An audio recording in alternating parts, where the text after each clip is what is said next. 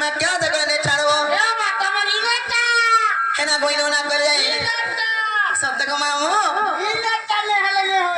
ताले मोन देखे से का पीला तो कोई मर इनो ना कह दे मी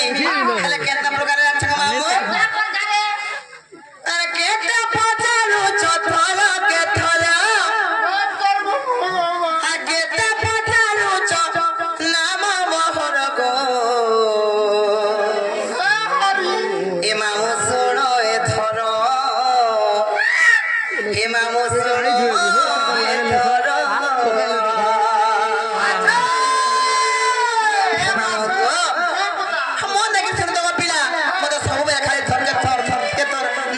पदरे केते बुदरो खिसो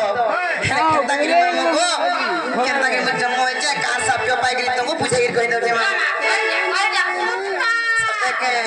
आ केता पचारो चलावो